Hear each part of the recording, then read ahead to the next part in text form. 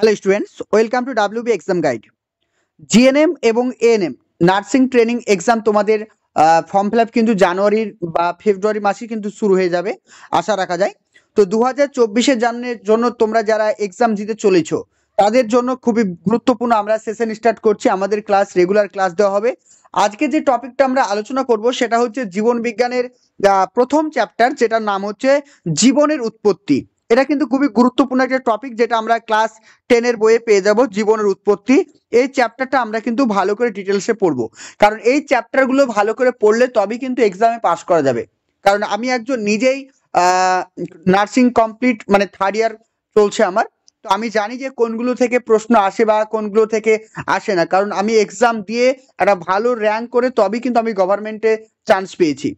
ঠিক আছে, তো আমি তোমাদেরকে একটা কথাই বলবো, তো যেগুলো বলছি সেগুলো একটু ফলো করো, তাহলে দেখবে তুমি ইজিলি তুমিও কিন্তু একটা ভালো জায়গায় যেতে পারবে।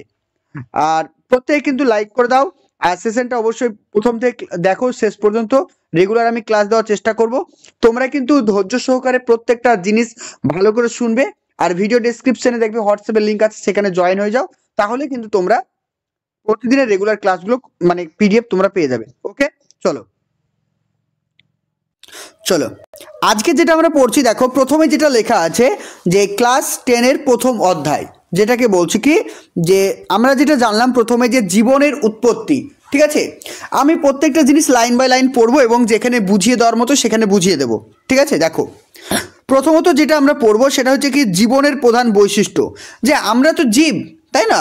আমি, তুমি, গরু, ছাগল প্রত্যেকে তো জীব। তাহলে জীবের কি কি বৈশিষ্ট্য থাকা দরকার সেগুলো আমাকে জানতে হবে। তাহলে জীবের কি কি বৈশিষ্ট্য আছে দেখো। আর বেসিক্যালি যেটা মনে রাখতে হবে, জীবন তৈরি হয় বিভিন্ন জড় বস্তুর সমন্বয়। এটা ভাবতে অবাক লাগে, তাই না? যে আমরা তো জীব, তাহলে জীব তৈরি হচ্ছে জড় বস্তুর সমন্বয়। How is it possible? কীভাবে এটা সম্ভব? হ্যাঁ সম্ভব, কারণ দেখো একটা জীব তৈরি হয় কী দিয়ে, বা একটা প্রাণী তৈরি হয় কী দিয়ে? Carbon, hydrogen, protein, ammonia acid, fatty acid, lactic acid, এই সমস্ত বিভিন্ন উপাদানগুলো দিয়েই তো একটা জীব তৈরি হয়। তাহলে এই সমস্ত জীব উপাদানগুলো কি? এগুলো সবই তো জড় বস্তু। তাহলে এই সমস্ত জড় বস্তুর সমন্বয়ে তৈরি হচ্ছে কি একটা সুন্দর জীব। বোঝা গেল? তারপর দেখো বৈশিষ্ট্য। প্রথম বৈশিষ্ট্য যেটা রয়েছে প্রজনন ও বংশবৃদ্ধি। দেখো আমাদের পৃথিবীতে যতগুলো জীব রয়েছে কিনা প্রত্যেকে কিন্তু প্রজনন করে। প্রজনন মানে কি? রিপ্রোডাকশন করা। অর্থাৎ তুমি একজন মানুষ, তুমি কি করবে? একটা মেয়েকে বিয়ে করবে। তুমি যখন বিবাহিত করলে তারপর তোমার একটা বাচ্চা হবে, তারপর তারও বাচ্চা হবে। মানে কি হচ্ছে? তোমার ফ্যামিলি ইনক্রিজ হচ্ছে, অর্থাৎ দিন বাই দিন। তাহলে কি হচ্ছে? তোমার রিপ্রোডাকশন হচ্ছে, তোমার প্রজনন বা বংশ বৃদ্ধি করছে। তাহলে জীব মানে কি? শুধুমাত্র মানুষ বলে না, মানুষ, ছাগল, মুরগি, হাঁস, পৃথিবীতে যে কোনো প্রাণী থাকুক না কেন বা যে কোনো জীব থাকুক না কেন, তাদের নিজেদের অস্তিত্ব বজায় রাখার জন্য কি করে? তারা কিন্তু প্রজনন করে, অর্থাৎ বংশবৃদ্ধি করে। এটা হচ্ছে কি? বংশবৃদ্ধি বা প্রজনন বংশবৃদ্ধি। ক্লিয়ার? এটা হচ্ছে একটা জীবের অন্যতম বৈশিষ্ট্য। ক্লিয়ার হচ্ছে? নেক্সট দেখো, বাকিটা তোমরা পড়ে নেবে। এবার দেখো এখানে কি বলছে। এখানে বলা হয়েছে জীবের প্রজনন তিনভাবে হয়। তাহলে একটা জীব তিনভাবে তাদের কিন্তু বংশবৃদ্ধি করতে পারে, বা একটা জীব তিনভাবে কিন্তু প্রজনন ক্ষমতা করতে পারে। কি কিভাবে দেখো। যেমন হচ্ছে জবা গাছের শাখাকে ভেজা মাটিতে যদি পুঁতে রাখি নতুন গাছ তৈরি হয়, এটি হচ্ছে কি? অঙ্গজ জনন। তাহলে এক ধরনের পেলাম, সেটার নাম কি? অঙ্গজ জনন। যখন আমরা জনন চ্যাপ্টারটা পড়বো তখন আরও কিন্তু ডিটেলসে পড়তে পারবো। ঠিক আছে, জাস্ট আজকে আমরা ধারণা দিচ্ছি। তাহলে দেখো আমাদের কিন্তু বিভিন্ন ধরনের উদ্ভিদ রয়েছে যেগুলো বীজ থেকে কিন্তু তৈরি হয় না।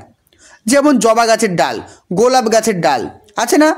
জবা, গোলাপ, এই সমস্ত গাছের ডালগুলো যদি কেটে আমি মাটিতে পুঁতে দিই, দেখবে কিছুদিন পর কিন্তু সেখান থেকে কি হয়? একটা গাছ বের হয়। সেটাকে কি বলছে? অঙ্গজ জনন। ওকে, সেটাকে কি বলবো? অঙ্গজ জনন বলবো। আবার দেখো, আবার যদি দেখো এককোষী প্রাণী অ্যামিবা, ঠিক আছে, তার ক্ষেত্রে কি হচ্ছে? অযৌন জননে সরাসরি কোষ থেকে বিভাজিত হয়ে দুটি অ্যামিবা তৈরি হয়। যদি ছবির সাহায্যে দেখি তাহলে জিনিসটা ক্লিয়ার হবে। দেখো ধরো এটা একটা অ্যামিবার ছবি। ঠিক আছে, আমি তোমাদেরকে ছবিটা দেখে দিই।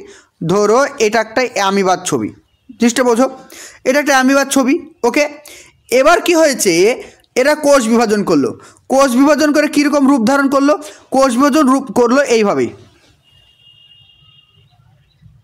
এরকম হলো একদিন, ঠিক আছে। আবার কিছুদিন পরে দেখা গেল ওই অ্যামিবাটা এরকম হয়েছে, এরকম রূপ ধারণ করেছে। আবার কিছুদিন পর দেখা গেল যে অ্যামিবাটা এরকম হয়েছে, এরকম হয়ে গেছে। ঠিক তার কয়েকদিন পর দেখা যাবে যে অ্যামিবাটা এরকম রূপ ধারণ করেছে। দেখো দুটো অ্যামিবা তৈরি হয়েছে, এটাকে বলছে কি কোষ বিভাজন। জিনিসটা বুঝতে পেরেছো? অর্থাৎ একটা কোষ যখন বিভাজন হয়ে দুটি কোষে পরিণত হয়ে যায় তখন তাকে কি বলছে? কোষ বিভাজন। ক্লিয়ার? এবার দেখো এখানে কি বলছে, এককোষী অ্যামিবার ক্ষেত্রে অযৌন জননের সরাসরি কোষ বিভাজিত হয়ে দুটি অ্যামিবার সৃষ্টি হয়, এটাকে কি বলছে? কোষ বিভাজন বলছে। ক্লিয়ার? দেখো এবার 3 নাম্বারটা কি, এই তৃতীয়টা কি? তৃতীয়টা হচ্ছে জটিল পদ্ধতি। এক্ষেত্রে দুটি জনন কোষে আমাদের মানুষের ক্ষেত্রে দুটি জনন কোষ রয়েছে, অর্থাৎ দুটো রিপ্রোডাক্টিভ সেল রয়েছে। একটাকে বলা হয় কি? ডিম্বাণু, আর একটাকে বলা হয় কি? শুক্রাণু। ছেলেদের ক্ষেত্রে শুক্রাণু আর মেয়েদের ক্ষেত্রে ডিম্বাণু। জিনিসটা ক্লিয়ার? মেয়েদের ক্ষেত্রে ডিম্বাণু আর ছেলেদের ক্ষেত্রে শুক্রাণু। এই শুক্রাণু আর ডিম্বাণু যখন ক্রস করে তখনই তো একটা বেবি তৈরি হয়, তখনই তো একটা নতুন বেবি তৈরি হয়, তাই কি না? ঠিক তেমনি এই শুক্রাণু এবং ডিম্বাণু মিলিত হয়ে নতুন জীবের সৃষ্টি হয়, একে কি বলা হয়? যৌন জনন বলা হয়। তাহলে কটা জনন পেলাম? 3 ধরনের। একটা হচ্ছে কি? অঙ্গজ জনন, একটা হচ্ছে কি? অযৌন জনন, আর একটা হচ্ছে কি? যৌন জনন। ক্লিয়ার? তাহলে 3 ধরনের আমরা রিপ্রোডাক্টিভ পেলাম। একটা হচ্ছে কি? অঙ্গজ জনন, 2 নাম্বার হচ্ছে কি? অযৌন জনন, আর 3 নাম্বার হচ্ছে যৌন জনন। ক্লিয়ার হবে? মনে থাকবে সব? চলো নেক্সট দেখো। এবার চলে আসি 2 নাম্বার বৈশিষ্ট্য। দ্বিতীয় বৈশিষ্ট্য কি? মেটাবলিজম। মেটাবলিজম মানে কি? বিপাক। দেখো নেক্সট বৈশিষ্ট্য কি আছে? নেক্সট বৈশিষ্ট্য বলছে বিপাক বা মেটাবলিজম। তাহলে আমরা তো একটা জীব, তাই না? আমাদের চলা ফেরা হাঁটা বিভিন্ন কাজ করার জন্য কিসের প্রয়োজন? শক্তির প্রয়োজন। সেই শক্তিটা আমরা পাবো কোথা থেকে? সেই শক্তিটা পাবো আমরা খাবার থেকে। আমরা যে খাবারটা খাচ্ছি, তুমি আমি গরু ছাগল যে খাবারটা খাচ্ছে, সেই খাবারটা কি হচ্ছে? আমাদের পেটের মধ্যে কি হজম হচ্ছে বা ডাইজেস্ট হচ্ছে। এই যে ডাইজেস্ট হওয়ার পর যে শক্তিটা আমাদের শরীরে সঞ্চিত হচ্ছে, এই যে প্রক্রিয়া, এই প্রক্রিয়াটাকে কি বলছে? মেটাবলিজম, বা এটা কি বলছে কি? বিপাক। দেখো কি বলছে, জীবের প্রতিটি সজীব কোষে তথা সমগ্র দেহে জীবন চলাচলের জন্য যে শক্তির নির্ভর রাসায়নিক বিক্রিয়া ঘটে তাকে বলছে বিপাক। বোঝা গেল? তাহলে আমরা যে খাবার থেকে শক্তিটা পাই, সেই শক্তিটা তৈরি করতে কি দরকার? একটা কেমিক্যাল প্রসেস দরকার, একটা কেমিক্যাল সিস্টেম প্রয়োজন। সেই সিস্টেমটা বা সেই প্রসেসটাকে কি বলছে? বিপাক বলছে। ক্লিয়ার? সেটাকে বলছে কি? মেটাবলিজম। তারপর দেখো, তারপরে বলছে বিপাক জীবনের একটি অন্যতম বৈশিষ্ট্য, যেটা আমি তোমাদেরকে বললাম। বিপাক আবার 2 প্রকার হয়ে থাকে। কি কি দেখো? নাম্বার 1, প্রথম হচ্ছে কি? একটা হচ্ছে উপচিতি বিপাক, আর একটা হচ্ছে কি? অপচিতি বিপাক। এগুলোর পুরো ডিটেলসে কিন্তু আমরা পরবর্তী ক্লাসে জানবো। আজকের ক্লাসটা হচ্ছে ওপর জাস্ট মানে ইন্ট্রোডাকশান। তাহলে উপচিতি বিপাক কাকে বলবো? জীবের শুষ্ক ওজন বেড়ে গেলে, অর্থাৎ যে বিপাকে আমাদের জীবের ওজনটা বেড়ে যায়, সেই বিপাককে কি বলবো আমরা? উপচিতি বিপাক। আর অপচিতি বিপাক কোনগুলো? যে বিপাকে আমাদের শরীরের শুষ্ক ওজন কমে যায় তাকে কি বলবো আমরা? অপচিতি বিপাক বলবো। এবার উপচিতির বিপাকের বৈশিষ্ট্য, উপচিতি বিপাকের উদাহরণ, উপচিতি বিপাকের বৈশিষ্ট্য উদাহরণ সবগুলো কিন্তু আমাদের পরবর্তী ক্লাসে আছে। ঠিক আছে? দেখো, এই বিপাক ক্রিয়া পরিচালনার জন্য তথা বেঁচে থাকতে জীবের শক্তি প্রয়োজন, আর এই শক্তি পেয়ে থাকি আমরা কি থেকে? খাদ্য থেকে। তাহলে আমাদের মতো মানুষ বলে না, যে কোনো প্রাণীর শক্তি পাই আমরা কোথা থেকে? খাদ্য থেকে। আর খাদ্য থেকে আমরা কিভাবে শক্তি পাই? মেটাবলিজম বা বিপাক ক্রিয়ার মাধ্যমে। তাহলে বিপাক বা মেটাবলিজম হচ্ছে প্রাণীর একটি অন্যতম বৈশিষ্ট্য। ক্লিয়ার? নেক্সট 3 নাম্বার দেখো। 3 নম্বরে বলা হয়েছে উত্তেজনা। দেখো আজকে তোমাকে যদি আমি হালকা করে চিমটি কাটি, তুমি সঙ্গে সঙ্গে বলবে উফ কি ব্যথা। কিন্তু একটা ইট বা একটা পাথরকে যদি আমি চিমটি কাটি, সে কি বলতে পারবে? পারবে না। কারণ যার প্রাণ রয়েছে তারা কিন্তু তার উত্তেজনায় সাড়া দেয়। এবার তুমি যদি একটা গাছকে কাটো, তাহলে গাছ কি উত্তেজনায় সাড়া দেয়? অবশ্যই দেয়, কিন্তু আমরা সেটা ফিল করতে পারি না। আচার্য জগদীশচন্দ্র বোস বলেছিলেন যদি আমরা গাছকে আঘাত করি তারা কিন্তু ব্যথা পায়, কারণ গাছেরও জীবন রয়েছে, ঠিক না? তাহলে প্রত্যেকটা প্রাণী কিন্তু উত্তেজনায় সাড়া যায়, এটা কিন্তু মাথায় রাখবে। নেক্সট দেখো, যেমন লজ্জাবতী পাতা যদি স্পর্শ করো তাহলে সে কিন্তু মরে যায়। কারণটা কি? কারণ সে কিন্তু উত্তেজনায় সাড়া দিচ্ছে। ওকে, তারপর নেক্সট বলছে কি গ্রোথ বা বৃদ্ধি। দেখো একটা বাচ্চা যখন জন্মগ্রহণ করে তার কিন্তু ওজন থাকে প্রায় 2.5 থেকে 3.5, মানে 2 কেজি থেকে 2.5 কেজি থেকে 3.5 কেজি ওজন থাকে। কিন্তু সেই বাচ্চাটার ওজন কিন্তু ধীরে ধীরে বাড়তে শুরু করে। বা একটা বাচ্চার হাইট থাকে ধরো এতটা, ধরে নিলাম 1 ফুট, ধীরে ধীরে সে কিন্তু 6 ফুটে পরিণত হয় একটা মানুষে। অর্থাৎ প্রাণী মানে কি, যার জীবন আছে তার কিন্তু বৃদ্ধি ঘটবে। নেক্সট বলছে কি চলন গমন। চলন এবং গমন জিনিসটা কি দেখো, এর ওপর একটা আলাদা চ্যাপ্টার রয়েছে, আমাদেরকে ভালো করে পড়তে হবে। বলছে একই স্থানে আবদ্ধ থেকে জীবদেহের অঙ্গ প্রত্যঙ্গ বা স্থলনের চলন এর মাধ্যমে সমগ্র জীবদেহের স্থানান্তরকে গমন বলে। এই দুটি জীবনের গুরুত্বপূর্ণ বৈশিষ্ট্য, জিনিসটা বুঝিয়ে দিই। চলন বলতে কি বোঝে দেখো, চলন ধরো এখানে একটা গাছ আছে, এই একটা গাছ, এই গাছের ডালগুলো কি হচ্ছে এইভাবে চলে গেল, গাছের গোড়াটা কিন্তু একই জায়গায়, গাছের ডালগুলো চলে গেল এইভাবে। এই গাছের যে ডালগুলো চলে আসছে এটাকে কি বলছি আমরা, চলন। অর্থাৎ কোনো একটা নির্দিষ্ট স্থানে অবস্থান করে যখন তার অঙ্গ প্রত্যঙ্গ চারিদিকে ছড়িয়ে দেবে সেটাকে কি বলবো, চলন। আর গমন মানে কি, অর্থাৎ স্থান পরিবর্তন হবে। উদ্ভিদ কখনো গমন করতে পারে না, কারণ উদ্ভিদ এক স্থান থেকে অন্য স্থানে যেতে পারে না, একমাত্র প্রাণী গমন করতে পারে। যেমন দেখো আমি আজকে এখানে আছি, কাল আমি অন্য জায়গায় চলে যাব। অর্থাৎ প্রাণী মানে কি, গমন চলন দুটোই করতে পারে, কিন্তু উদ্ভিদ শুধুমাত্র চলন করতে পারে। ক্লিয়ার? চলন মানে একই জায়গায় থেকে তার অঙ্গ প্রত্যঙ্গকে মানে ছড়িয়ে ছিটিয়ে দেওয়া, সেটাকে বলছে চলন, অর্থাৎ স্থান পরিবর্তন হবে না। নেক্সট পয়েন্ট দেখো, নেক্সট পয়েন্ট বলছে জীবনের উৎপত্তি বা অরিজিন ইন অফ লাইফ। তাহলে আমাদের জীবন কিভাবে উৎপত্তি ঘটছে সেটা জানতে হবে। রাশিয়ান বিজ্ঞানী Alexander Oparin the origin of life on earth, বইটার নাম ভেরি ভেরি ইম্পর্টেন্ট, পরীক্ষা আসে, বইটা ভালো করে মনে রাখবে। বইটার নাম কি, the origin of life on earth.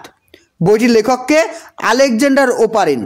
1924 সালে এই নামক বইয়ের জীবনের উৎপত্তি নিয়ে তিনি ধারণা প্রথম ব্যক্ত করেন।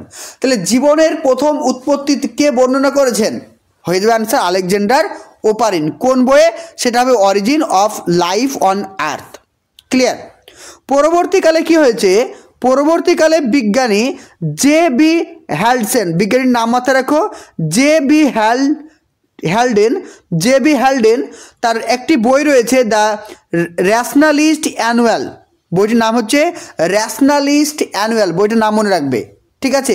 তাহলে র্যাশনালিস্ট অ্যানুয়াল বইটির লেখককে, সেটা হবে কি, হ্যালডেন। এখানে কি বলা হয়েছে, নামক জার্নালে প্রাণের উৎপত্তি নিয়ে প্রথম একই রকম মতামত তিনি প্রকাশ করেন।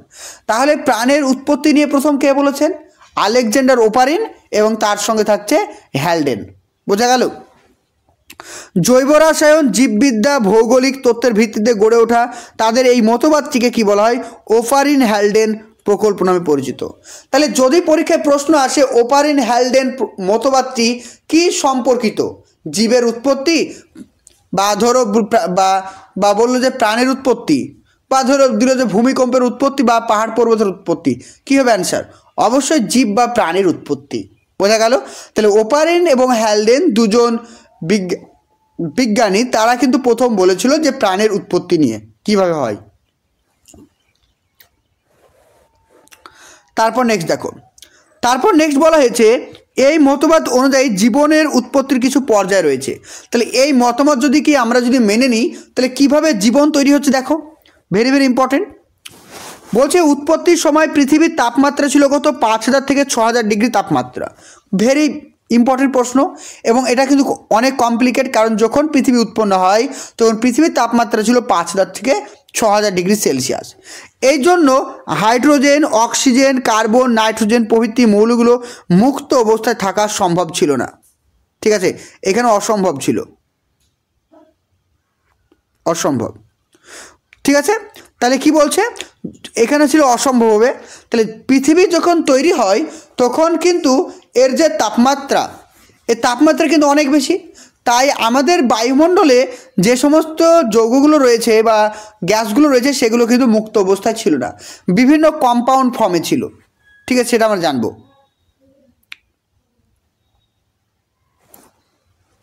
এইখানে মৌমাছির চাষটা, এই মৌমাছির চাষটা এখানে ভুলবশত চলে এসেছে, ঠিক আছে, কেটে দিলাম। তাহলে কী হবে, সম্ভব ছিল না, এটুক ঠিক আছে, ওকে, সম্ভব ছিল না। আর এই মৌমাছি চাষটা ভুল করে চলে এসছে। দেখো তাহলে তারা কিভাবে ছিল, তারা যখন মানে স্বাধীনভাবে ছিল না, হাইড্রোজেন, অক্সিজেন, নাইট্রোজেন, তাহলে কিভাবে ছিল, তারা যৌগ হিসেবে ছিল। কিভাবে, H2 মানে হাইড্রোজেন, নাইট্রোজেন মানে N2 হিসেবে ছিল, জলীয় বাষ্প মানে H2O হিসেবে ছিল, মিথেন CH4 ছিল, অ্যামোনিয়া NH3 ছিল, কার্বন ডাইঅক্সাইড ছিল। এখন আছে কার্বন, আগে ছিল কি কার্বন ডাইঅক্সাইড। বোঝা গেল, কারণ আগে যেহেতু তাপমাত্রার পরিমাণটা বেশি ছিল তাই সেখানে এই মৌলগুলো মুক্ত অবস্থায় ছিল না। প্রভৃতি অজৈব গ্যাস রূপে বিন্যস্ত ছিল। এই সময় পৃথিবীর পরিবেশ ছিল বিজারক ধর্মী, অর্থাৎ সেখানে কিন্তু কোনো রকম অক্সিজেনের উপস্থিত ছিল না। অর্থাৎ যদি পরীক্ষায় প্রশ্ন আসে পৃথিবী যখন উৎপন্ন হয় তখন পৃথিবীতে কোন গ্যাসটি ছিল না, কী হবে আনসার, তখন কিন্তু অক্সিজেন গ্যাসটি ছিল না। মনে থাকবে? চলো নেক্সট দেখো। নেক্সট বলছে জীবনের রাসায়নিক উৎপত্তি বা কোমোজেনি বা কেমিক্যাল অরিজিন অফ লাইফ, কেমোলজি, যেটাকে ইংরেজিতে বলছে কেমোলজি, বা মানে জীবনের রাসায়নিক উৎপত্তি বা কেমোজেনি, অর্থাৎ কীভাবে রাসায়নিকগতভাবে জীবের উৎপত্তি ঘটেছে সেটা জানবো এবার আমরা। অজৈব যৌগ থেকে জীবন সৃষ্টির উপযোগী জৈব যৌগের উৎপত্তি বিজ্ঞানী ওপারিন কোমোজেনি বলে অভিহিত করেন। তাহলে কোমোজেনি জিনিসটা কি, বা কোমোজেনির প্রবক্তাকে, যদি পরীক্ষায় প্রশ্ন আসে কোমোজেনির প্রবক্তা কী হবে, ওপারিন। বোঝা গেল, এখানে কি বলছে, অজৈব যৌগ থেকে কিভাবে জৈব যৌগ উৎপন্ন হয় সেটার মাধ্যমটাকে কি বলছে, কোমোজেনিক। ওকে, আর ডিটেলসে আমরা জানবো। দেখো যেমন হচ্ছে সরল জৈব যৌগ। সরল জৈব যৌগ কোনগুলো, বলছে সরল শর্করা, amino acid, fatty acid, pyrimidine, এগুলো সবই কিন্তু সরল। তাহলে জটিল কোনগুলো, জটিল হচ্ছে শর্করা, এটা সরল শর্করা, এটা জটিল শর্করা। এটা ছিল অ্যামাইনো অ্যাসিড, এটা হচ্ছে প্রোটিন।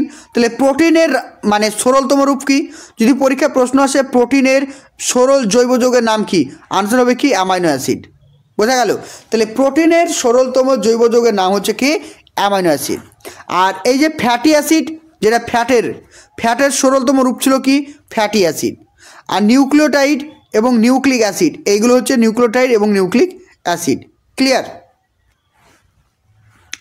তারপর নেক্সট বলছে দেখো, নানান জৈব উপাদান মিশ্রিত তপ্ত সমুদ্র জলকে বিজ্ঞানী হ্যালডেন হোয়াট ডাইলিউট স্যুপ বা প্রিবিওটিক স্যুপ বলা হয়।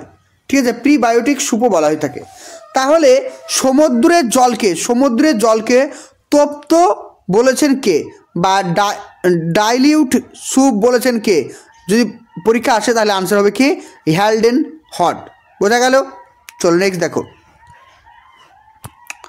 নেক্সট বলছে আমেরিকান বিজ্ঞানী সিডনি ফক্স, বিজ্ঞানীটার নাম মাথায় রাখবে, আমেরিকান বিজ্ঞানী সিডনি ফক্স মনে করেন যে প্রাচীন সমুদ্রে পদ্মাবৃত্ত ও বিভাজন ক্ষমতা সম্পন্ন বিশেষ কণা থেকে প্রথম প্রাণীর উৎপত্তি হয়। এই কণাগুলি তিনি মাইক্রোস্ফিয়ার বলে অভিহিত করছেন। তাহলে এখানে কি, তাহলে মাইক্রোস্ফিয়ার কিসের সঙ্গে যুক্ত, যদি পরীক্ষায় প্রশ্ন আসে যে মাইক্রোস্ফিয়ার কিসের সঙ্গে যুক্ত, এটা হবে কি, প্রাণের উৎপত্তির সঙ্গে যুক্ত। তাহলে অরিজিন অফ লাইফ বা অরিজিন অফ স্পেসিস, তার সঙ্গে যুক্ত কি, মাইক্রোস্ফিয়ার। আর এই মাইক্রোস্ফিয়ারের কথা কে বলেছেন বিজ্ঞানী সিডনি ফক্স। ওকে, নেক্সট দেখো, এই মাইক্রোস্ফিয়ার প্রোটিনয়েড নামক প্রোটিনের মতো উপাদান থেকে উৎপন্ন, ভেরি ইম্পর্টেন্ট। তাহলে মাইক্রোস্ফিয়ার কী থেকে উৎপন্ন হয়, পরীক্ষা যদি প্রশ্ন আসে মাইক্রোস্ফিয়ার কী থেকে উৎপন্ন হয়, প্রোটিনয়েড নামক প্রোটিন থেকে। তাহলে মেনলি কিন্তু প্রোটিন থেকে কিন্তু এই মাইক্রোস্ফিয়ারটি উৎপন্ন হয়। ওকে, আর কোষের মতো এগুলি আত্মপ্রজননশীল এবং এটিপি ব্যবহারে সক্ষম। তাহলে এই মাইক্রোস্ফিয়ার কিন্তু এটিপি, অ্যাডিনোসিন ট্রাইফসফেট, যেটাকে আমরা কোষের শক্তিঘর বলি, তাই না? তাহলে অ্যাডিনোসিন ট্রাইফসফেট, এটা কি হয়, মানে এনার্জি মানে কারেন্সি বলা হয়, এনার্জি কারেন্সি, এটিপিকে, মানে শক্তির জন্য জ্বালানি যেটাকে বলছে এটিপি, এটা কিন্তু মাথায় রাখবে। নেক্সট বলছে কি দেখো, নগ্ন জিনের উৎপত্তি। তাহলে নগ্ন জিনের উৎপত্তি কীভাবে হচ্ছে? প্রজননক্ষম বা প্রোটিনবিহীন বা আরএনএ প্রকৃতির পলিনিউক্লিয়েটগুলিকে নগ্ন জিন বলা হয়, ভেরি ইম্পর্টেন্ট। তাহলে নগ্ন জিনটা কি? যদি পরীক্ষা আসে, নগ্ন জিন হলো আরএনএ টাইপ, অপশান বি দিল ডিএনএ টাইপ, অপশান সি দিল আরএনএ ডিএনএ দুটোই, আর অপশান ডি দিল কোনোটাই নয়। তাহলে আনসার কী হবে তোমাদের? RNA type. বোঝা গেল? তাহলে পৃথিবীতে যে সমস্ত আদি জীবগুলো উৎপন্ন হয়েছিল সেগুলো সবই কিন্তু ছিল আরএনএ, পরবর্তী টাইমে কিন্তু ডিএনএতে আসে, মনে থাকবে। তারপর বাকি জিনিসটা দেখো, তাহলে কী ছিল? এই যে আমরা ন্যাকেড জিন বা নগ্ন জিন পেলাম, তার কী বৈশিষ্ট্য পেলাম? সেখানে কিন্তু প্রোটিনবিহীন, কোনো রকম প্রোটিন থাকে না, তাহলে আরএনএ যুক্ত থাকে, আর প্রজননক্ষম, এরা কিন্তু প্রজননও করতে পারে। এগুলোকে আমরা বলবো কি? নগ্ন জিন। ক্লিয়ার? নেক্সট দেখো, নেক্সট বলছে প্রাণের জৈবিক বিবর্তন বা বায়োজনিক বা বায়োলজিক্যাল ইভ্যালুয়েশন। এখানে কি বলছে? প্রায় 3.7 বিলিয়ন বছর আগে আদি কোষের উৎপত্তি, তার বিবর্তনকে বলা হয় কি? বায়োজনিক। তাহলে বায়োজনিক কি? এই যে 3.7 বিলিয়ন যুগে বা 3.7 বিলিয়ন আগে আমাদের পৃথিবীতে প্রাণের আবির্ভাব হয়, সেই প্রাণী কিন্তু বর্তমানে এখন নেই। সেই প্রাণী আজকে কম্পিউটার মানে মহাকাশচারী হয়েছে। কিসের মাধ্যমে হয়েছে? কোন ইভ্যালুয়েশনের মাধ্যমে হয়েছে? এই শুধুমাত্র বায়োজনির মাধ্যমে হয়েছে। বোঝা গেল? চল নেক্সট দেখো। নেক্সট বলছে কি? প্রোটোসেলের উৎপত্তি। প্রোটোসেলের উৎপত্তি বোঝো। বলছে আরএনএ সম্মিলিত পদার্থ প্রজননশীল এবং প্রোটন সেলকে প্রথম জীবন বলে ধরা হয়। প্রোটন সেলের জেনেটিক বস্তু আরএনএর প্রকৃতি ছিল, পরে ডিএনএ বা মূল জেনেটিক বস্তুরূপে আত্মপ্রকাশ করে। তাহলে দেখো, আগেকার যে জীবগুলো ছিল সেগুলো কিন্তু আরএনএ দ্বারা গঠিত হতো, পরবর্তী টাইমে কিন্তু এগুলোকে ডিএনএ করা হয়েছে। নেক্সট, জীবনের জৈব রাসায়নিক উৎপত্তির পর্যায়সমূহ নিচের রেখাচিত্রের সাহায্যে দেখালো। তাহলে একটা জীব কিভাবে তৈরি হয় সেটা আমরা জানবো। প্রথমে পৃথিবীতে কী ছিল আমি বললাম, পৃথিবীতে উত্তাপ্ত একদম মানে 5000 থেকে 6000 ডিগ্রি সেলসিয়াসে ধাউ ধাউ করছে। তখন পৃথিবীতে কী ছিল? H2, কার্বন, NO2 এরা কিন্তু ছিল। পৃথিবীর শীতলকরণ হলো, ঠিক আছে, পৃথিবী কিন্তু শীতলকরণ ছিল। কারণ আমি তোমাদেরকে কি বললাম, কারণ এই মৌলগুলো কি সিঙ্গেল অবস্থায় থাকতে পারবে না, তারা কারো না কারোর সঙ্গে বন্ডিং করবে। এখানে দেখো দুটো হাইড্রোজেন বন্ডিং করেছে, কখনো একটা হাইড্রোজেন থাকবে না। এখানে নাইট্রোজেন মানে এন মানে নাইট্রোজেন, এখানে শুধুমাত্র এন থাকতে পারবে না, এনের সঙ্গে এনকে কী করবে? বন্ডিং করবে। কারণ অনেক গরম, অনেক তাপ, নিজে একা নিব না, আমি অন্যজনকে নিয়েই যাব, তাই তারা কিন্তু প্রত্যেককে নিয়ে বসে আছে। তারপর যখন ধীরে ধীরে পৃথিবী ঠান্ডা হলো, তখন তৈরি হলো কি? মিথেন তৈরি হলো, NH3 তৈরি হলো, H2O, CO, তার কার্বন মনোক্সাইড, কার্বন ডাইঅক্সাইড এগুলো কিন্তু তৈরি হলো। ওকে, সরল। তারপর কি হলো? তারপর নেক্সট স্টেপ হচ্ছে কি? সরল শর্করা, ফ্যাটি অ্যাসিড, অ্যামাইনো অ্যাসিড প্রভৃতি সরল যৌগে পরিণত হলো এগুলো। ওকে, তাহলে মিথেন, নাইট্রিক অ্যাসিড এগুলো, H2O, জল, এগুলো সবই কিন্তু আমাদের সরল ফ্যাটি অ্যাসিড, অ্যামাইনো অ্যাসিডে পরিণত হলো। তারপর নেক্সট যেটা রয়েছে পলিস্যাকারাইড, প্রোটিন, ফ্যাট প্রভৃতি জটিল জৈব যৌগের গঠন। বোঝা গেল? তাহলে সরলতম তৈরি হলো, তারপর জটিল জৈব যৌগ তৈরি হলো। তারপর দেখি আর কি হয়। তারপর বলছে কি? কোয়াসারভেট হলো, আর মাইক্রোস্ফিয়ার। তাহলে এরপরে কী হলো? এরপরে কিন্তু মাইক্রোস্ফিয়ার হচ্ছে। ওকে, তারপর এরপরে মাইক্রোস্ফিয়ার হলো, পরে হচ্ছে কি? কোয়াসারভেট। আর তারপরে তৈরি হচ্ছে কি? প্রোটোসোলের প্রাণীর উৎপত্তি প্রথম। ক্লিয়ার? তারপর তৈরি হলো কি? তারপর তৈরি হলো প্রোক্যারিওটিক মানে এককোষী, তারপর হচ্ছে কি ইউক্যারিওটিক মানে বহুকোষী। বোঝা গেল? পৃথিবীতে প্রায় 12টি দেশ আছে যাদের জীববৈচিত্র্য প্রায় 70%, যার মধ্যে সবথেকে অন্যতম হলো কি? ব্রাজিল। তারপরে রয়েছে কি? আমাদের ভারত। তাহলে জীববৈচিত্র্য সমৃদ্ধ দেশকে সেটা হচ্ছে কি? ব্রাজিল।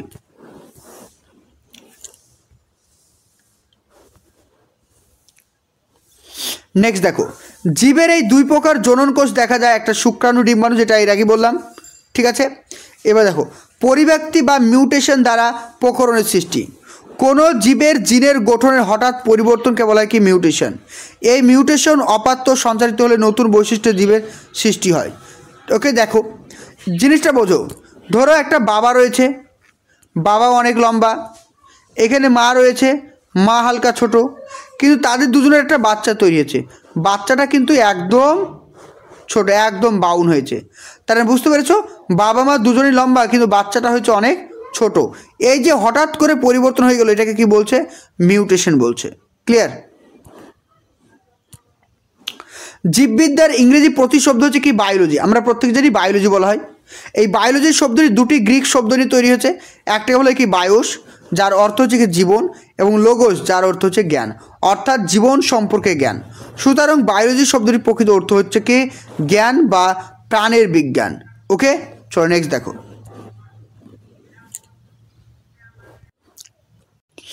তারপর নেক্সট দেখো, নেক্সট বলছে বায়োলজি শব্দটি 1802 খ্রিস্টাব্দে প্রথম প্রবর্তন করেন ফরাসি জীববিজ্ঞানী জ্যা ব্যাপিস্ট আইইনি দ্য ল্যামার্ক। তাহলে এই বায়োলজি শব্দটি প্রথম ব্যবহার করেছেন কে? ল্যামার্ক। মেন কথা হচ্ছে ল্যামার্ক। তাহলে বায়োলজি শব্দটি প্রথম ব্যবহার করেছেন কে? ল্যামার্ক। জীববিদ্যার জনক কাকে বলা হয়? অ্যারিস্টটল। তাহলে জীববিদ্যার জনক কাকে বলা হয়? অ্যারিস্টটল। বায়োলজি শব্দটি প্রথম ব্যবহার করেছে কে? ল্যামার্ক। উদ্ভিদবিদ্যা যেটাকে বলা হয় কি? বোটানি। প্রাণীবিদ্যা যেটাকে বলা হয় কি? জুওলজি। তারপর দেখো আর কি বলছে, শরীরবিদ্যা যেটাকে বলছে কি? অ্যানাটমি। কলাবিদ্যা যেটাকে বলছে কি? হিস্টোলজি। আর প্রযুক্তিবিদ্যা যেটাকে বলছে কি? বায়োটেকনোলজি। আর অণুজীববিদ্যা যেটাকে বলছে কি? মাইক্রোবায়োলজি।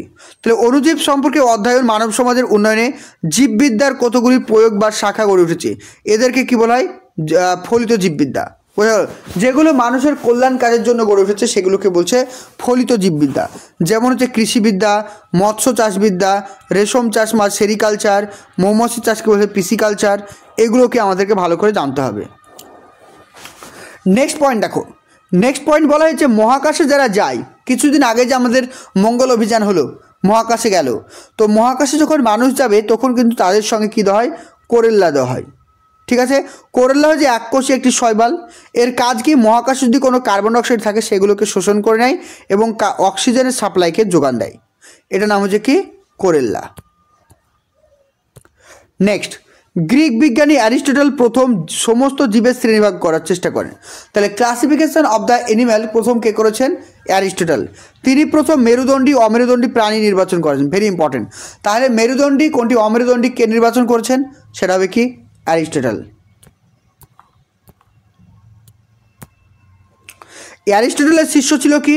থিওফ্রাস্টাস। তাহলে অ্যারিস্টটলের শিষ্য ছিল থিওফ্রাস্টাস। 500 উদ্ভিদের শ্রেণীবিন্যাস করেন, তাদের হিস্টোরিয়া প্ল্যান্টেরাম নামক বই লিখে রাখেন। ভেরি ইম্পর্টেন্ট বইটার নাম, ভেরি ভেরি ইম্পর্টেন্ট। তাহলে এখানে দেখো হিস্টোরিয়া প্লাস্টেয়াম, হিস্টোরিয়া প্লাস্টেয়াম এই বইটির লেখক তোমরা প্রত্যেকে জানো, সেটা হবে কি? Theophrastus. Clear? Next, Pliny the এলভার। প্লিনি দ্য এলভার নামক ইতালির ট্যাক্সোনমিস্ট ন্যাচারালিস হিস্টোরিয়া নামক এই বইটির উদ্ভব করেছিলেন। তাহলে ন্যাচারালিস হিস্টোরিয়া এই বইটিকে লিখেছেন ইটালীয় ট্যাক্সোনমিস্ট। তারপর নেক্সট হচ্ছে কি? Carolus Linnaeus. Very important. Carolus Linnaeus কি করছে? সিস্টোমা ন্যাচুরি, বইটার নাম সিস্টোমা ন্যাচুরি, সিস্টেমা ন্যাচুরি, স্পেসিস প্ল্যান্টেরাম, এই বইগুলো কে লিখেছেন? এভাবে কি? লিনিয়াস। প্রভৃতির বাইরে আধুনিক ট্যাক্সোনমি চর্চায় প্রাণ বিপ্লব এনে দিয়েছে। তাহলে এই পর্যন্ত আজকে পড়লাম। যতটুকু পড়লাম ততটা একটু বোঝার চেষ্টা করো, না বুঝতে পারলে আবার রিপিট ক্লাসটা করে নাও। নেক্সট ক্লাসে তোমাদেরকে আরও যে বাকি এগুলো রয়েছে নোটস একদম রেডি, সমস্ত কিছু করা তোমাদেরকে প্রোভাইড করা হবে। দেখতে পাচ্ছ সমস্ত কিছু দেওয়া আছে। আর আরেকটা কথা তোমাদেরকে বলি, আমাদের কিন্তু জিএনএম এএনএমের জন্য আমাদের নতুন ব্যাচ স্টার্ট হচ্ছে। তো তোমরা আমাদের ব্যাচে যারা অ্যাডমিশন নিতে চাইছো, এখানে যে নাম্বারটা দেখতে পাচ্ছ 9647300217, এই নাম্বারে কন্ট্যাক্ট করো। আমি তোমাদেরকে গাইড করব। আমার সঙ্গে যারা গাইড করবে তারা হচ্ছে ওয়েস্ট বেঙ্গল টপার। ঠিক আছে, যারা আমার সঙ্গে এক্সাম দিয়েছিল তারা ওয়েস্ট বেঙ্গলের টপ র্যাঙ্ক করেছিল, র্যাঙ্ক 1, র্যাঙ্ক 2, র্যাঙ্ক 5 যারা করেছিল তারা সব আমার রুমমেট বা ক্লাসমেট। তারাও তোমাদেরকে হেল্প করার চেষ্টা করবে কীভাবে তোমাদেরকে গাইড করলে তোমরা ইজিলি কিন্তু নার্সিং এক্সামটা পাস করতে পারবে। কারণ একটাই কথা মাথায় রাখো, বর্তমান দিনে অন্যান্য প্রফেশনের যে অবস্থা তার থেকে কিন্তু মেডিকেল প্রফেশনটা কিন্তু অনেকটা উন্নত রয়েছে। এখানে রেগুলার কিন্তু রিক্রুটমেন্টটা হয়। তাই আমি তোমাদের প্রত্যেককে সাজেস্ট করব, যারা প্রাইমারির জন্য পড়াশোনা করছো অবশ্যই প্রাইমারির জন্য পড়াশোনা করো, কিন্তু এটার জন্য কিন্তু প্রস্তুতি নাও, কারণ একটা জিনিস নিয়ে বসে থাকলে কিন্তু নিজে ভুলটা করবে। ঠিক আছে, আর লাইফ সায়েন্সটা ভালো করে পড়তে হবে, কারণ এখানে কিন্তু 50 মার্কস রয়েছে। ঠিক আছে, তো আজকে এই পর্যন্ত। আমার নাম্বার 9647300217, এই নাম্বারে কন্ট্যাক্ট করো। ওকে, থ্যাংক ইউ।